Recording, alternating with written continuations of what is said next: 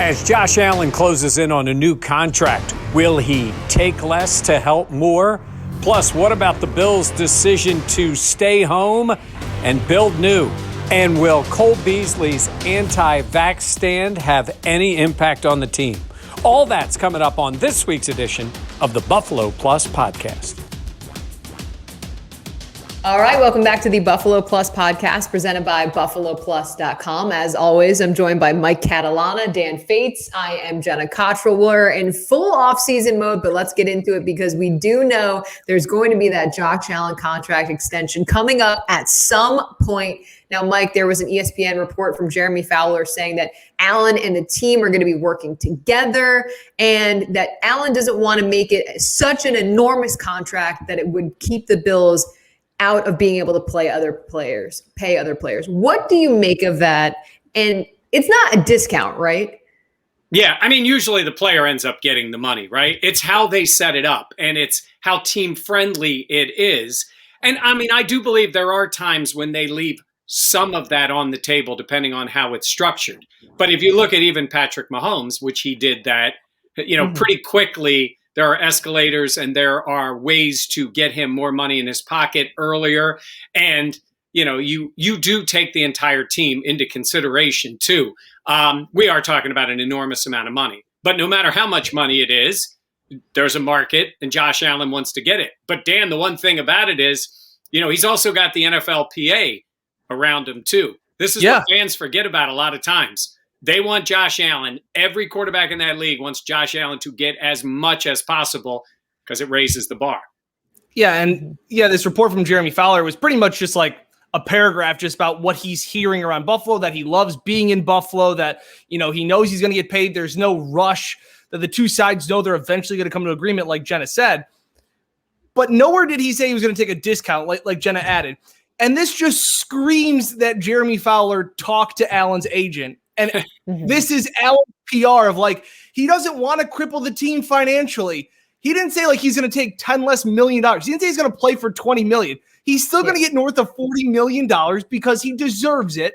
And that's, he's going to get probably more than Dak Prescott like he deserves. But it is funny when these reports come out from insiders, there's a reason. And a lot of times the insider gets the info from an agent. And this just screams Josh Allen's agent being loves Buffalo, doesn't want to cripple them financially. It's until you need to put all the zeros down at the end of those checks. Yeah, and there's going to be a lot of zeros, a lot of commas in that. But Dan brought it up in a Buffalo Plus article that he wrote about the fact that look at where the Bills are at. The hardest thing is finding the franchise quarterback. And then the second hardest thing is being able to pay the franchise quarterback. And Mike, I mean, this position is one that Buffalo hasn't been in a long time. We know Dak Prescott, he got paid. We know Allen will expected to be paid higher than him. Allen will be probably the highest paid quarterback. That's not a secret or a shock, but that really does affect so much going forward for this team because that huge chunk of money isn't going anywhere. Yeah, there's all different ways this happens, right? You got Wentz and Goff who sign early and then both get dealt and the team takes big cap hits on them. Then you have a guy like Mahomes who gets his done on the earlier side and it's got a bunch of things to go with it because he's got other great players around him.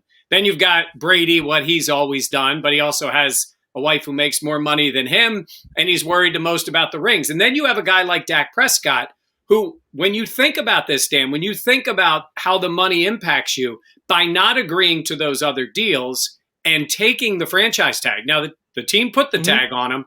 Yeah. That does hurt the team from the cap perspective. I don't put that all on Dak Prescott. I mean, a lot of that was the Cowboys and what they wanted to pay. So if you look at the way the Cowboys handled it, they tried to play a little hardball with him. Think about this. And it's the cap, and it's the franchise tag, and then it's the tag, and then he gets a serious injury. And what happened at the end? He still got paid a crazy amount of money. So my point is, no matter the guy, no matter what the idea is, they all get paid big, and they don't put the team in this spot. But the way the league works puts the team in a spot of saying, okay, now we're paying this guy. And Mike, to your point too, about how the franchise tag really hurts franchises to some respect. It kind of it's not even necessarily kicking the can down the road because it's such a big hit in that 1 year and there's still so much uncertainty. And I go back to one of the interviews that kind of made headlines this offseason was when Kyle Brandt talked to Josh Allen. And while he said, he wanted to get the contract done whenever it is, all that stuff, but he did say, he goes, what do you think of when I say franchise tag? And Josh's response was, ew. And I thought that was the most genuine thing. Yeah, franchise tags are, a player gets paid, but I thought it was a good sign of Josh being I don't want to play under that. I want to get a deal done. We've asked Josh pretty much every chance we've had with him this offseason about how the contract's going. And Brandon Beane has been very frank, very open this offseason. He's like, guys, I'm usually open, but I'm not going to talk about this stuff. I don't have anything to report on it. And then the follow-up question to Josh was, when do you want to get it done? And Josh joked well, sooner would be better, so you guys would stop asking me about it. I think that's where we are. I think we're expecting a deal before training camp, or at least in training camp is where I'm expecting something to be done. I agree. I agree with that. And I think the beauty of this too is the deal is going to get done. Allen wants to be in Buffalo. Beane even years ago was talking about, hey, we hope we have to sign Josh to a big contract extension with all those numbers on it. So it's a spot that I feel like this franchise really hasn't been in quite some time. But yeah, I think both sides just, I don't know. I would want to get it. I would want to get it out from over my head. I would just want to know where I'm going to be at. Yeah. That's personally me. Well, but there's a couple of parts to that. Number one, Josh hasn't done very many things wrong, but saying, how did he phrase it? Ew? Ew. Okay. I'm knocking him a bit for that. All right. But that's fine. That's his response. Okay. But he still is, remember this, in the 4th year of his deal. He has the 5th year option, which Dak Prescott did not have because he wasn't a first round pick. And then they have the franchise. They're not at the franchise tag point yet. They wouldn't put the franchise tag on him until after his 5th year. So if we're at that point 2 years from now and Josh still isn't signed, then I think there's an issue. That's my point about the franchise tag. As I see Dan nodding, you think I'm going the Trey White route. That's not what I'm saying. I'm saying is they want to get this done now, but I'm saying is the franchise tag doesn't even come into play yet. It did for Dak because it was only after 4 years because he wasn't a first round pick. It doesn't come into play. You think about it. If Josh plays like we think he's going to play and then does it again the next year, unless he takes a step back or he falls back, or I guess it would be injury. But it's not even like that, Mike. But it's not even like that because like you said. I was going to ask and play devil's advocate. Do you think that, because we've seen it with Carson Wentz and other players, do you think it would be, obviously they didn't have the season that Allen had, but do you think it would be in Beane's best interest to wait? Well, Dan, I think I know what you're saying, but Dan is shaking his head. And this is what I've been saying, this entire offseason is that he gets more expensive by the day. And Dak Prescott is an example of that. Look, everybody's like, oh my gosh, he got injured. And everybody unanimously felt bad for the injury, but they also felt bad oh man, this guy was gambling on himself and he had a gruesome freak injury. He's going to lose out on all that money. He didn't. Josh can have a normal season. Yeah. He's still going to get paid mega dollars. It's only going to go up if he exceeds Patrick Mahomes. Jana, it's like we're talking about the running game. Dan, we are agreeing here. I'm saying to you, when we reference the franchise tag, if for whatever reason the Bills and Josh Allen have not come to terms on a deal 2 years from now, there's something wrong. That's not a possibility. I agree with you. That's why I'm saying is the tag. It did come into play with Dak Prescott. Correct. Again, it was the 4th year, and for many reasons, them determining whether he was there, and they offered him the deal and all that. I don't think it ever gets to that. I'm with you guys. I think it gets done sooner rather than later. It could be this week for all we know, right? But right before training camp that it gets done. But I'm saying is it both sides, I don't think they have a lot. The team probably has more to lose. I'm with Dan. I think he gets more expensive. Unless, he's not hitting the wall. He's not going way backwards. He might not have the season he just had, but still be great. Like Russell Wilson didn't have. What are you going to do? You'd want to pay Russell Wilson less now? Yeah. There's a point where these guys establish this, and I think Josh is going to be one of those guys. Mike, I think we've talked about it on this show that, every contract is a good deal until it's not. Like we all looked at like Carson Wentz, like that's a great contract. Like that's fair. And like all of a sudden it became, oh my gosh, this is a terrible deal. Well, how are they going to get out from under this? It became part of that was because of his play. Well, of course, that was all of what it was. Right. Like if he was still the starting level quarterback and wanted to be there, that's not a bad contract. It becomes a horrendous contract when the guys, you don't want the guy on the team and he doesn't have great trade value. So yes, that is part of it. It's not happening and it won't happen. And the deal will get done well before franchise tag. And just to put a bow on this, Jenna, like I look at those three other quarterbacks that are still left from that 2018 class with Lamar Jackson and Dak Prescott. Even if they have average years, I'm talking about Baker's in the middle of 15 to 10. He's still going to make $35+ million because he's the number one overall pick. He's a franchise-ish quarterback, but like it comes back to the point where I always joked around with Mike, like, yeah, all these teams want to move on from their quarterbacks. Like, oh, there's always somebody better out there. Sometimes there's not. And then what ends up happening is in Buffalo's case, you end up paying Ryan Fitzpatrick massive money because you're like, well, he's our quarterback. Or like Kirk Cousins, someone like that. Yeah, this is the position. The position, it's like buying a brand new car. The second you drive it off the lot, it depreciates. These contracts for quarterbacks in the NFL, they all stink. They're all bad. By the way, when you mentioned brand new car, Jenna's mind just went blank. She's no I idea what you're talking about. Her head exploded. I will say this about the Browns. It's interesting. Because if Baker Mayfield takes a step back, that's a little different than Josh Allen. Josh Allen is up here. Like Josh Allen is right now around the league perceived as the second best, third best, wherever you have. I think Baker, based on the way he started I think Baker still needs to take that step. And let's just say a year from now, Aaron Rodgers is available. And you're the Cleveland Browns with that roster. I'm only saying to you, I think Josh Allen is still a large notch above Baker at the moment. But he's still going to get paid by somebody. Agreed. Yeah. And I think the same thing with Lamar Jackson, Jenna. Like, even if he, doesn't win a playoff game or something like that again, it's like he's still an MVP. He's been great. Yeah. Like that's what I'm saying is that like, and again, what are you going to get if you move on from a Baker Mayfield? If you move on from a Lamar Jackson, like then you're back to square one, or you're doing this Kirk Cousin thing that teams have absolutely killed themselves with. Unless I said Aaron Rodgers is out in a year in Green Bay, or well, that's a different Deshaun Watson or somebody like that, because we do live in this weird times where guys like that somehow could be available, which it never was the case before. Yeah. But I'm not applying this to Josh Allen at all or to a new car for Jenna. I just don't think either one of those is happening. Who gets the deal done for who will I buy a new car before Josh Allen? No, Josh gets his deal done way. Josh is on his second deal. Yeah, Josh is on his third deal. Announcing it's Josh Allen. We're at his retirement news conference, and Jenna pulls up in the Subaru. I know it's going to happen. The Bills will have a new stadium before Jenna gets a new car.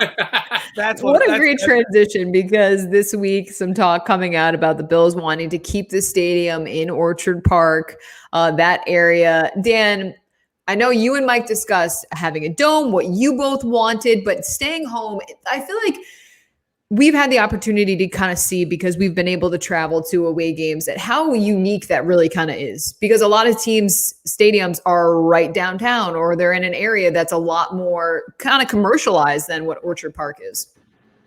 Yeah.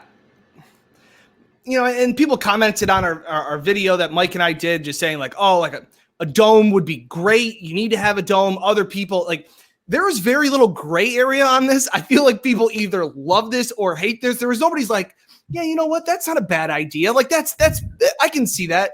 Yeah. But as Mike was saying that, it's going to stay in Orchard Park. That would be a cheaper deal. The land would be less expensive in Orchard Park. You're already there. You already have parking. Like you're kind of established there. And that's kind of what Buffalo is. Plus, we would lose all of those montage shots of Niagara Falls, because Niagara Falls is right next to OP. Like, we'd lose all that on the TV broadcast. Let's talk about a couple parts of this. First of all, let's give Buffalo Plus some credit because we're the ones that broke the story. So the idea that they are going to build in Orchard Park is big because it has been a real discussion.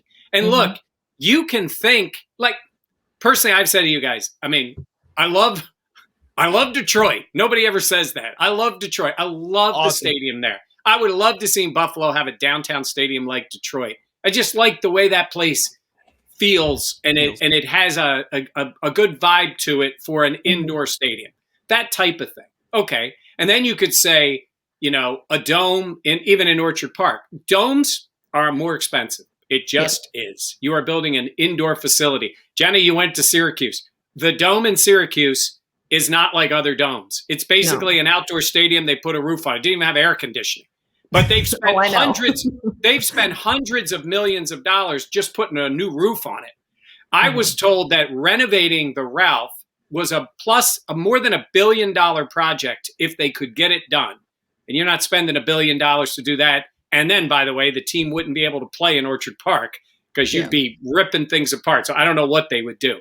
So it's when you look at it and say, wouldn't it be great? What if they just dropped a dome stadium in Orchard Park, even in Orchard Park? Be great, except it would cost $4 billion, and your ticket to the game that right now is $110 becomes $250. Yeah. And is Western New York going to support that? As much as it would be cool, are you supporting that game in, game out, sponsors, those type of things? It'd be nice to have, but I think they have to look at it realistically is, can this stadium and this area fund that for everybody? Yeah. No, I mean, that's a huge point too, because I think one of the great things is that tickets have been relatively affordable for fans. Now, is that also because for quite some time, the Bills were kind of in purgatory in terms of the team and the results? Like, I think that does actually factor in.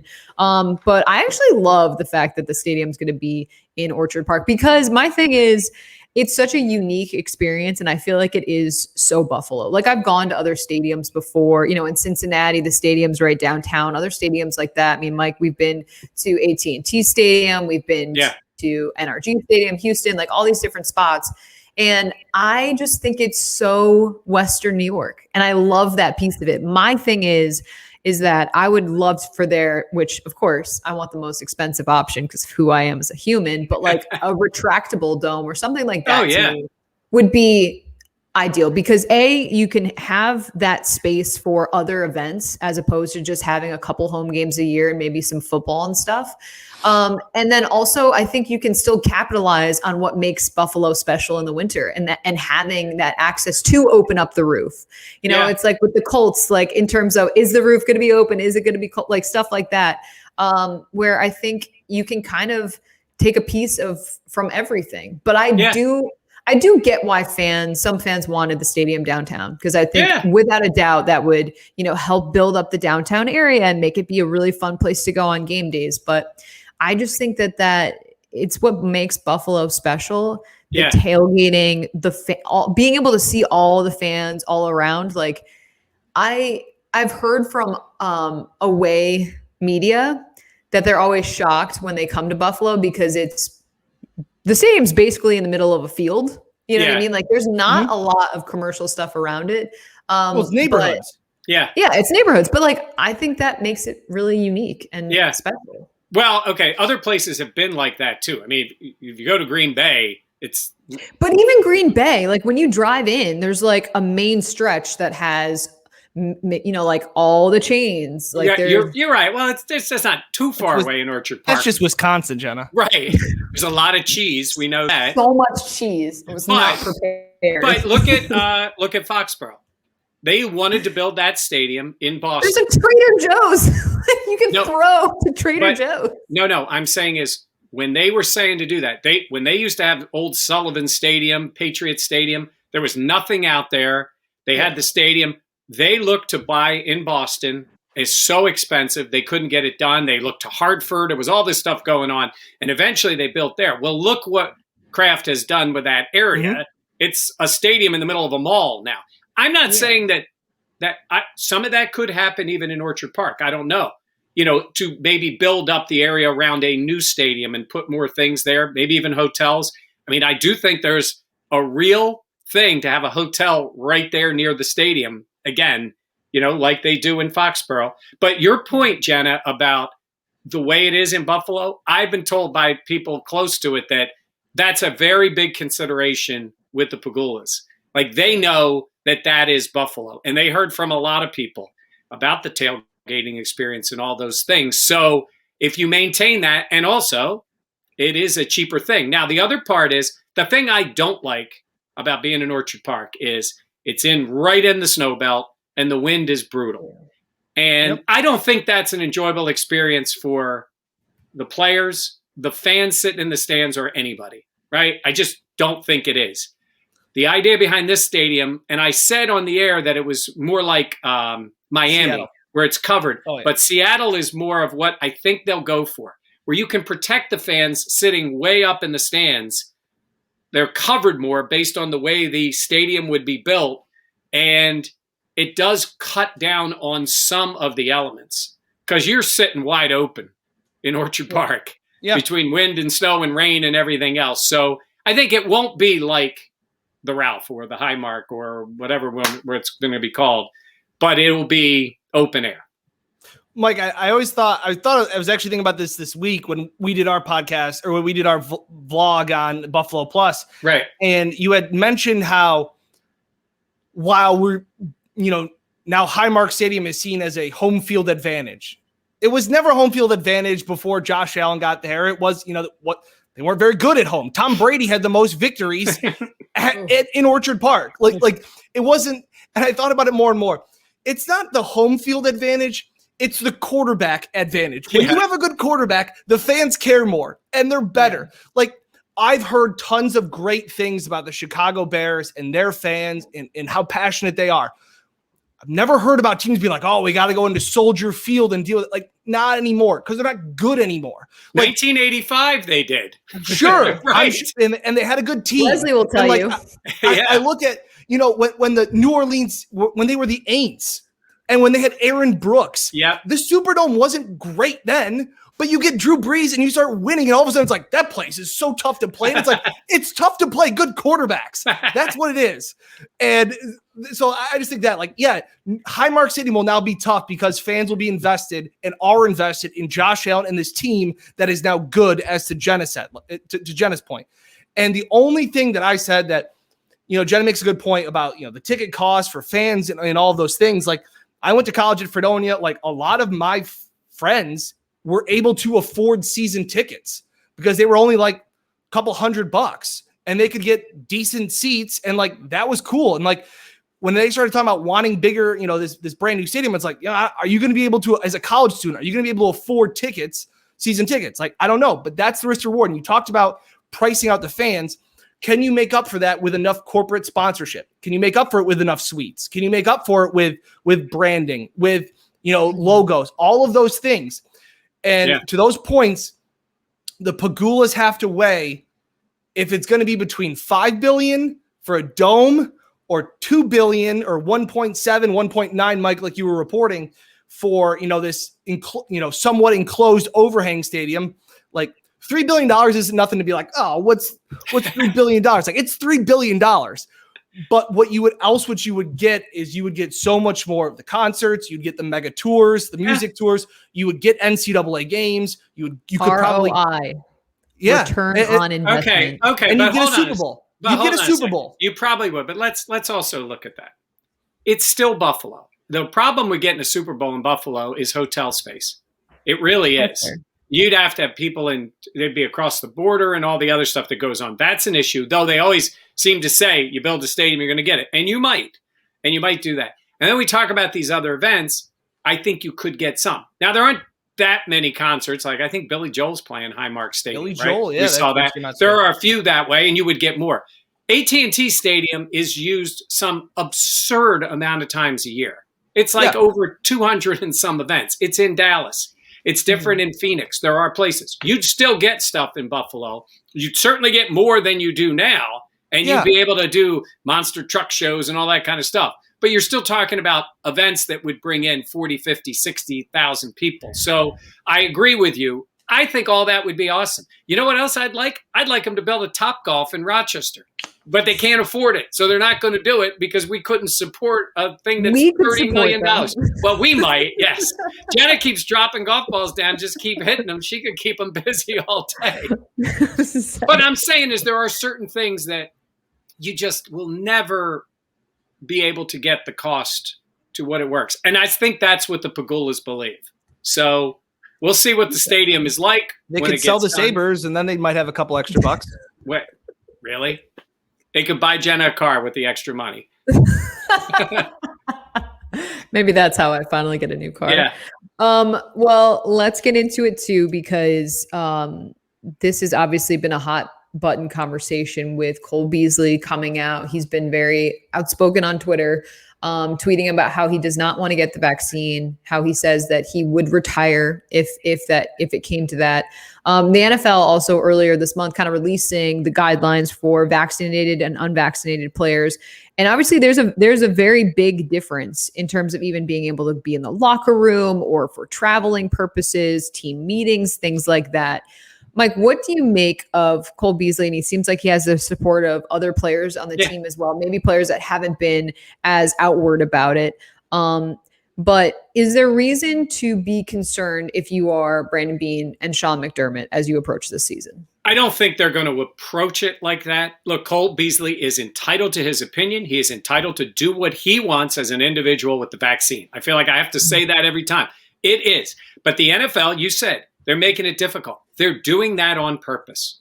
Mm-hmm. They are doing everything short of forcing a player, which they can't, to do it. They're going to make your life, I'll say miserable, just so annoying to do your job because the league wants the players to be vaccinated. So to Cole's point, he's looking at it going, wow, he's doing the same things everybody was doing last year, except he's looking out the room and everybody else that's vaccinated gets to do the other things. That's no secret. That's what they want. They want the players vaccinated. Now, typically, Dan, what happens in these circumstances is this issue gets hijacked by everybody. It gets hijacked by people who say, oh, this is against his rights and it's this and the other. This is the reality of it is. It could cause an issue with the team only because now you're differentiating players, not just based on how they play. Cole Beasley's a great player, but he's got to do things differently. Maybe he's annoyed. It's different. That's what we talk about. Does it impact the player himself? Does it impact his relationship at any point with the other teams or the coaches who get annoyed? Does it become an issue with the fans if Cole Beasley has to sit out a game because he was exposed to somebody? Those are all the parts of it.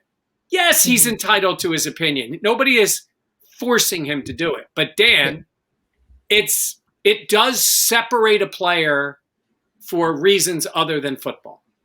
Yeah, especially when we've asked pretty much every player about the vaccine and how they feel about it.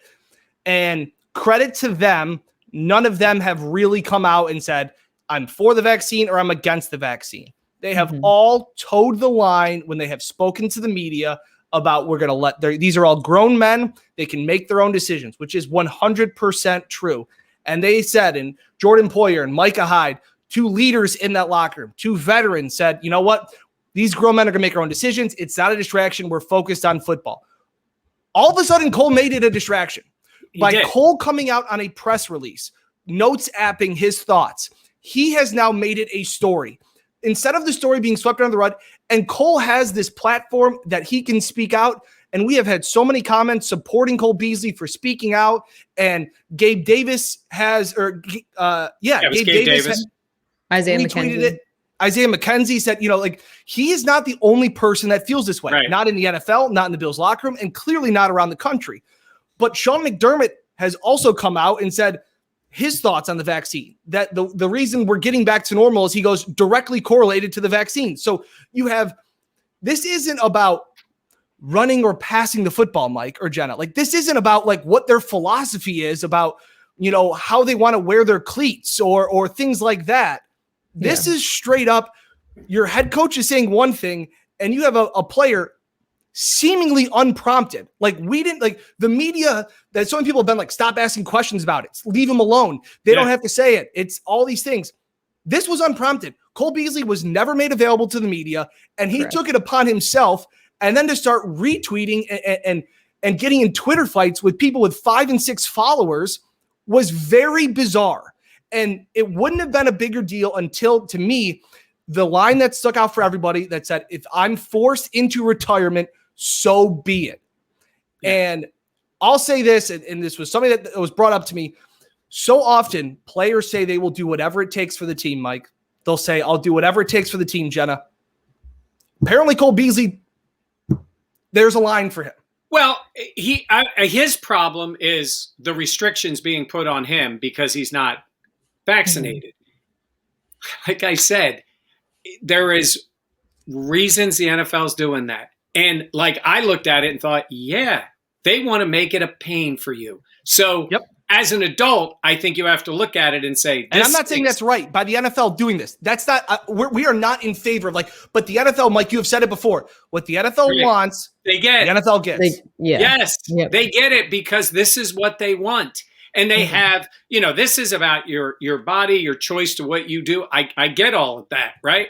But in this case, it doesn't take too much thinking to say they're going to just try to, annoy you into submission to get the vaccine. That's what they're going to do. And I think Beasley knows that. Now, look, he's not retiring. He's going to play. And I think he's going to play well again. And I think he's going to be annoyed. I don't think he's going to get the vaccine. I think he's dug in. This is what he's going to do. And he's entitled to do that. So once the season gets going, if I'm guessing here, he's his own guy. He's popular in the room. Unless it causes a problem that I don't see, I think he's that kind of guy. He's been around long enough. I think it'll be fine. But I think he's going to be annoyed most of the year. I worry only because, and Dan and I have spoken about this off camera, because it's taken so long for this Bills team to really, the ball is now moving. We've heard about trust the process, respect the process. And in Buffalo, that process has been working. An AFC championship game, the fact that the Bills have been rolling, Josh Allen having everything that he has and what he's been able to do. And it's what worries me is it's taken so much time to get here. And now something completely unrelated to on the field product is whether or not the word distraction is thrown around a lot. And look, these are professional athletes. They have focus, but there are real consequences for team members who are not vaccinated. And that means not being able to participate in team meetings, or in terms of the weight room, there's a limited amount of guys that can go in at one time. And that might seem like a small, insignificant thing, but those things matter. We're talking about winning a Super Bowl and everything that goes into that, and details like that. If I'm Sean McDermott and Brandon Beane, I'm worried because I want to make sure that we have as much of a competitive advantage as possible. Janet, because there's other teams. No, there are other teams that are going to have that vaccine threshold. They're going to hit that. They're going to be able to take advantage of opportunities that maybe your team can't. And that's something that worries me because you put in so much work. You've laid so much groundwork. You made that as an excellent point. And to follow from that, look at what they had to go through last year. But they did it as a group. Yeah. That's a great room. They were all in it together. They had to follow these rules and nobody had ever experienced anything like it. But everybody was together. That room, that team, very together. I'm not saying this makes guys be met. It just changes think about it. It's like, I'm drawing a blank. The quarterback from Georgia, Jake Fromm. The poor guy had to be, isolated. Boy. I mean, but he was in that sense sort of put in a place to sort of sacrifice for the team. But it's kind of weird for him. That was his rookie year, right? Where he wasn't around. That's one guy and there was a specific purpose and it wasn't. In this case, and he won't be alone. I mean, Cole won't be the only guy who's not vaccinated. I don't know what the numbers are. I would only be guessing, but I would say if I'm guessing, I would say it's somewhere around 25% at least that are not vaccinated. Do you think that's high? I might think it's higher. Honestly. It could be. High. I'm saying I think it's going to be somewhere around there. I guess we'll somewhat find out, but it does cause a weird divide for such a tight group. Yes. How often have we talked about how unified this team is? How leaks don't get out of this building. Like everything is very tight. Everything's close to the vest. And everything we had heard about this vaccine from Jordan Poyer, who him and his wife were very outspoken against it. But Jordan took a very, I don't want to call Cole's approach immature. That's not the right thing to say. But Poyer, yes, Poyer got in front of the media. He answered the Zoom calls, said respectfully, guys, I'm just not going to talk about it. We're focused on the team. And you know what? And I think the organization and all those, and they've said the dialogue in the locker room has all been genuine. Yeah. We're listening to one another. And you're like, awesome. Like, I get that. Even as somebody pro-vaccine, anti-vaccine, that this locker room can talk and have a discussion. Like that goes to show you what Beane and McDermott have built. And this was a rogue act that I just can't imagine McDermott and Beane saw this blow up on social media by Cole notes apping some press release, really jived with them because they like to keep things so in closed doors and to be themselves. And we have seen when things have gotten out from One Bills Drive that this regime hasn't liked. There's kind of been consequences. Guys, we don't get to allow to tweet formations anymore. We don't get to tweet who gets reps because they want to keep things so close to the vest. And whether it's paranoia or whatever, they have just always been a unified voice. Yep. And the unified voice throughout this entire offseason, Jenna, was this is grown men making their own decisions, and it's all good conversation. And Cole was not that. Well, think about, too, how much they view even us tweeting as a competitive advantage. So if you look at it like that, like a tweet about at practice on a Tuesday, what the formation would be for the backup tight end. Can't tweet stats. Can't tweet interceptions. Like stuff like that. In June. Yes. We can't tweet where Stephon Diggs lines up on 7-on-7. We cannot say that he lined up in the slot because some team may be following Jenna Cottrell's Twitter account and be like, now we got to prepare for Diggs. Did you see Cottrell's tweet? Did you see that? Buffalo Plus is all over this. By the way, to just in case the Bills are listening, and I know they are, Dan was making a hypothetical about Stephon Diggs. He is not reporting what happened. Stephon Diggs, as far as we know, never lined up even at wide receiver the whole day. He just stood there and watched. Maybe is that better? Is that keeping it generic enough? When you look at how much that they want to keep that close to the vest and look at that as a competitive advantage, it's hard not to believe that would transfer over to how many people can be in person for a meeting, how many people can be in the weight room, how they're going to go about traveling, and other aspects that would be affected by how vaccinated this team is. Yeah. And it is interesting because I feel like the Bills have been able to be more in the spotlight, but they have been able to fly under the radar quite a bit. And so I'm interested to see how this plays out. I know we are all interested to see how this plays out because this is something that is unique yet again to this season, even more so than last year, because everyone was in that same kind of boat last year. This year makes it so much more different because of this discrepancies. And really it's up to each team and each guy on the team, each professional athlete to see how they handle this. Yeah. So I'm curious to see how the Bills will handle this because it could have consequences on the field and what the team's able to do. And let me just say this too. Like I said, I just think Cole is 100% has the right to speak out. Right. He has this platform. He has all of those things to do it. It just doesn't go along with the process. Yeah, I'll leave it at that. That was not a process move.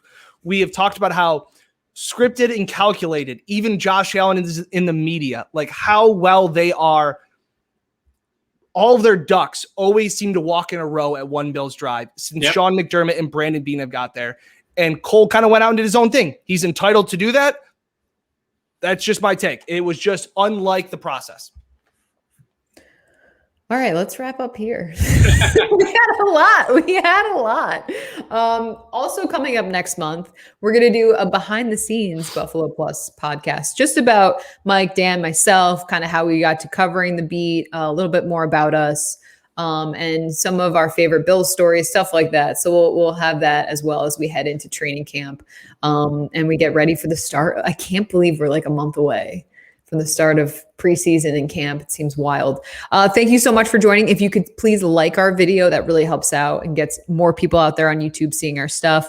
Make sure to subscribe as well. Leave your comments too. We always like to hear them and have a conversation and discussion down there. If you're listening to this, we always appreciate it. Be sure to subscribe to Buffalo Plus. For now, from Mike, Dan, I'm Jenna. Thanks for listening. We'll be back again next week.